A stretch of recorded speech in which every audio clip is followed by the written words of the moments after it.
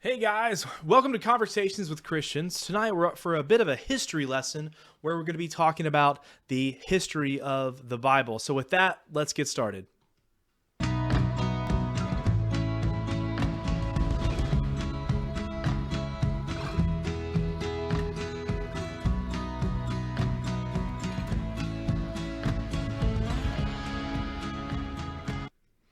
All right, okay, so I'm gonna go ahead and pull up our screen here.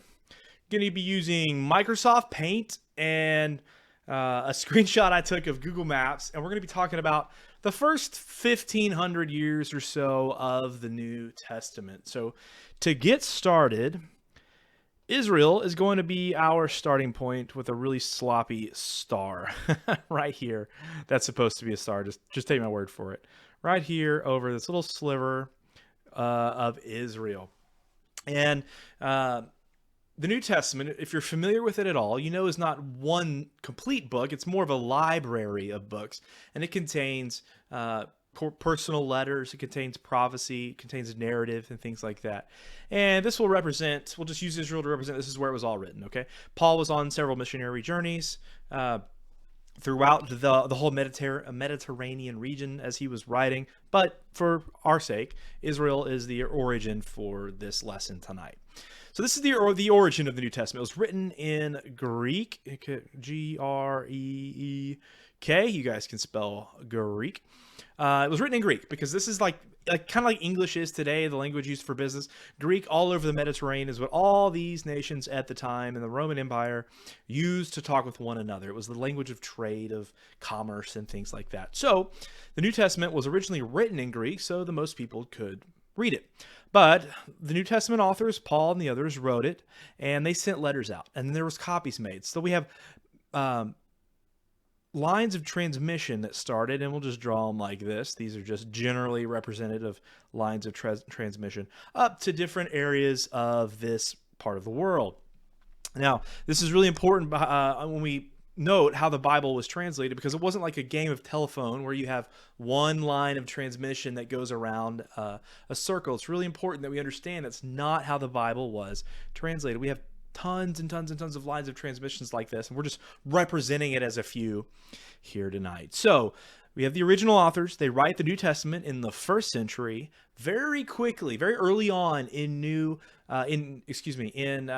Testament church history, Latin becomes the predominant language up here in Europe. So in 382, around 380 to 382, Jerome produces the Latin Vulgate. So a Latin translation of these Greek manuscripts. And that becomes the predominant text. Latin becomes the predominant language for the Christian faith in Europe for the next 1100 years. So that's important to note because nobody was producing any more Greek manuscripts in the European area.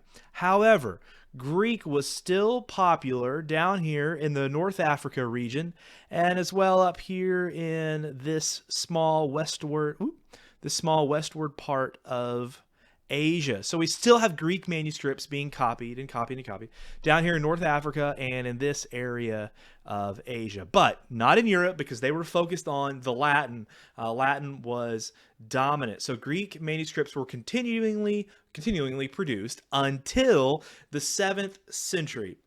Now, in the year 623 is when the Islamic expansion really begun down here in the Middle East. And they first swept westward this way. Just right over there and say Islam. It's not important that you guys can read this later. It's just important you know what I'm talking about now. Islam sweeps westward, and it pretty much eliminates any more Greek manuscripts coming out of this area of the world. When Islam is the dominant religion here, you're really not going to have many folks producing Greek copies of the New Testament. Now, Islam does eventually sweep northward here, and Constantinople falls. Istanbul was Constantinople, if you know that song by They Might Be Giants. So Constantinople's gone. This is now Islamic Empire. And these scholars that were producing Greek copies, then begin to move up into the areas of Europe. So this brings us right about up until the time of the Reformation. So there's a few more Greek manuscripts making their way up into the area of Europe. But the European nations under the Catholic Church have remained steady with that Latin Vulgate produced by Jerome back in the 4th century. But we have a scholar named Erasmus who realizes there is now a need for an updated Bible based on a couple of these Greek manuscripts that are making their way in. Now, this is a risk for Erasmus because you can't just produce a new copy of the Bible. So he decides to dedicate it to the Pope in order to get the Pope's approval for his new translation. And it works. Erasmus is not put to death for his new translation. And instead, what he does is he puts the Greek next to the Latin. So he produces a new Latin translation of the Bible. But what's really unique about it is it displays the Greek text alongside of it. Now, Erasmus uses about 12 manuscripts to do this. And over the next several decades, those group of manuscripts are updated and improved some. And generally, we know those today as the Textus Receptus, or the TR. And the TR served as the basis for most Reformation-era Bible translations. This includes the King James the King James Bible that was produced in 1611, the first edition. Now, there were some other interesting things that went on just a little bit before that. So one thing that's important to note is that if you look in your Bible today, obviously it's loaded up with chapters and verses. But it wasn't until 1448 that Robert Eston divided the New Testament into numbered verses. In 1522, which is right after Erasmus produced his new Latin Vulgate, or his new, not the Vulgate, but a new Latin edition, William Tyndale began to work on his English translation. Now, he sought approval in England to do that, but England wasn't Protestant yet. It was still very Catholic, and they rejected what he wanted to do. So he flees England, and begins his work on the new translation, which he's ultimately put to death for doing. Miles Coverdale eventually completed Tyndale's New Testament. Tyndale's last words were, "Lord, open the King of England's eyes." So that kind of brings us through the Reformation of the Bible in a really fast, just a few minutes. And then after that is when we really start to see the science of textual criticism as more and more Greek manuscripts are made available to scholars. And to this day, we have about 5,800 manuscripts just in the original Greek.